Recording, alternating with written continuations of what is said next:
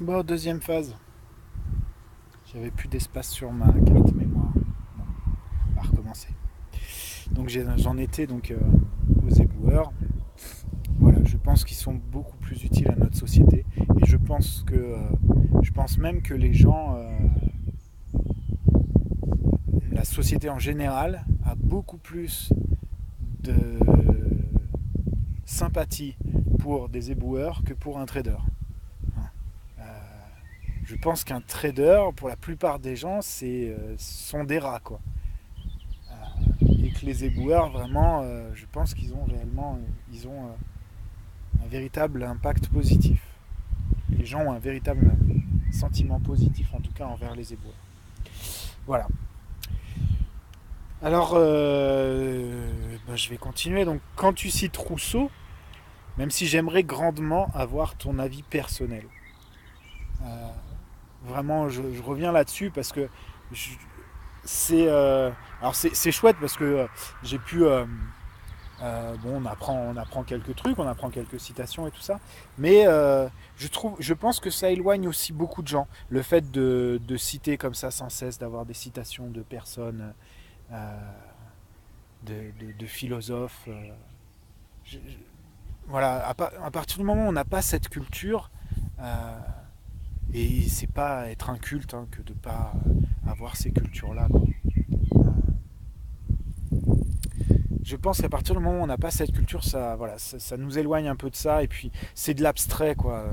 On n'a pas, euh, on n'a pas ton avis personnel. On a l'avis de quelqu'un qui a fait une citation dans une époque qui n'est pas du tout la nôtre, qui n'a plus rien à voir avec notre société aujourd'hui. Même si on peut y trouver des similitudes, mais voilà, les similitudes, c'est facile, quoi. C'est, enfin ouais. On- Surtout dans les citations, quoi. Voilà, dans les citations de philosophes, j'ai l'impression on pourrait prendre n'importe quelle citation et puis l'adapter à nos jours, hein. Ça, je pense pas que tu me contrediras là-dessus quand même. Enfin voilà. Donc, n'empêche que bon, je suis d'accord avec cette citation de Rousseau. Euh, la, la force d'une entreprise, après, là on change un peu de sujet. Je trouve que la force d'une entreprise, c'est quand même bien souvent les salariés. Enfin, je pense que c'est même tout le temps les salariés, quoi. Euh,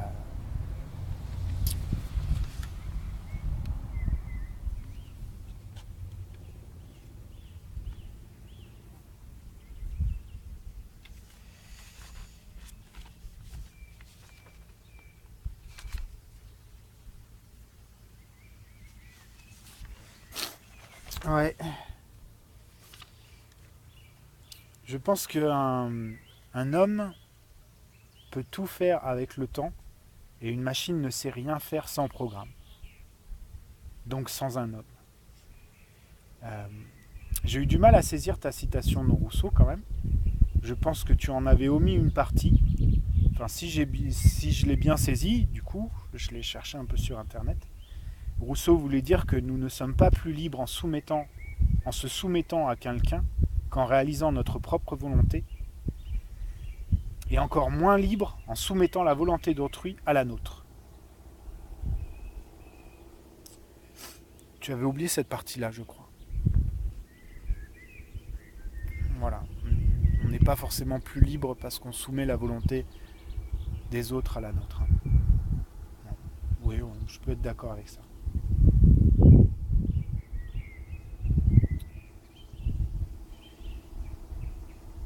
Mais sinon, je voudrais te faire une citation, même si je ne suis pas tout à fait d'accord avec ça. Moi aussi, j'ai envie de te faire une citation. Euh, j'ai envie, j'ai envie de répondre à Jean-Jacques Rousseau en citant Smaïn. Je préfère pleurer en Porsche que de me fendre la poire en métro. Même si c'est pas vrai. Il y a une citation que je voulais te faire aussi, d'ailleurs. Je l'ai mal retranscrit dans mon texte. Je sais plus où est-ce qu'elle devait apparaître. Enfin bref. C'était une citation de Coluche qui disait les riches sont les méchants, les pauvres sont les gentils, et tout le monde veut être méchant.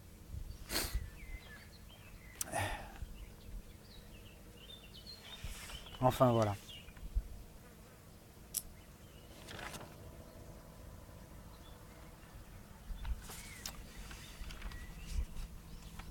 Sinon, alors après, je voulais justement te proposer une autre analyse.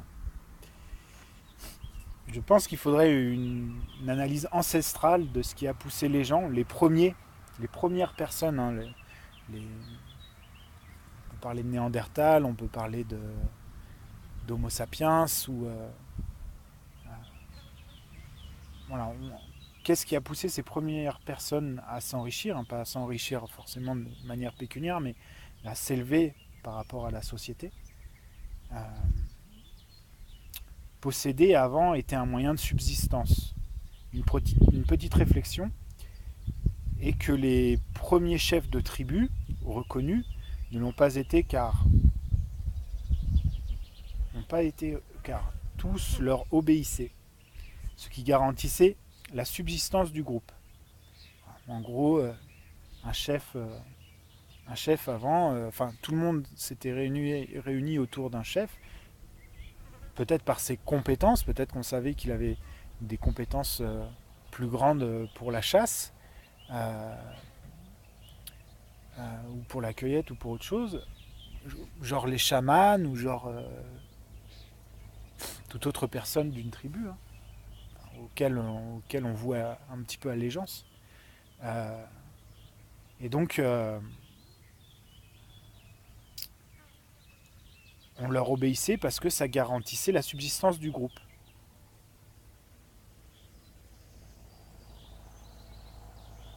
Pour organiser la chasse et ainsi se nourrir. Une petite hypothèse qui peut être ridicule, mais imaginons cela un instant. Le chef s'accapare de plus en plus de pouvoir. Naturellement, son ego est flatté tant qu'il y a de quoi manger. Il commence à s'accaparer les femmes, car après dormir, boire et manger, la seule autre valeur, c'est de se reproduire.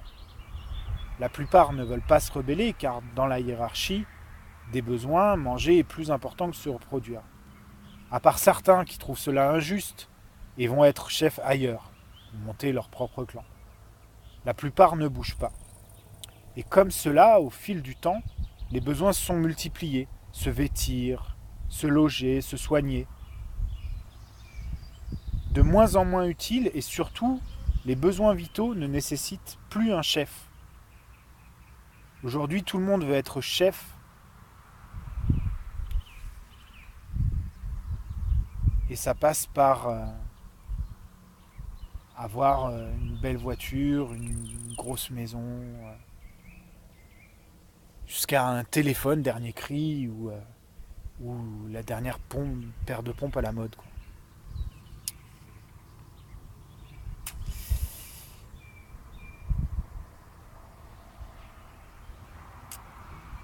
Ouais, les besoins se sont multipliés, je trouve, de plus en plus, et c'est des besoins très futiles.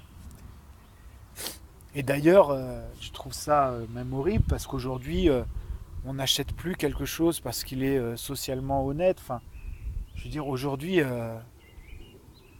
regardez les paires de pompes des marques de sport ou les trucs comme ça. J'ai déjà fait une vidéo là-dessus, je crois. Enfin, on peut pas s'habiller. Voilà. Aujourd'hui, tous les habits, pour la plupart, ça vient de Made in China et tout ça. Alors attention, je vais redire comme j'ai dit dans ma vidéo, on a tous nos contradictions, hein. Moi, je m'habille beaucoup chez Quechua, par exemple. Enfin, oui, chez Sport 2000. Non, chez Decathlon. Enfin, voilà, il y a beaucoup de choses que j'achète là-bas et ça vient aussi de Taïwan. Je m'en suis rendu compte que très récemment parce que jusqu'à présent, je pensais que tout était fabriqué, qu'il y avait beaucoup de choses qui étaient fabriquées en France. Il y a un gros centre qui s'appelle The Mountain Center, je crois, ou un truc comme ça. Enfin bref, un gros centre en France, voilà, où je pensais qu'il y avait beaucoup de choses qui étaient fabriquées là-bas. Pardon. Enfin voilà, donc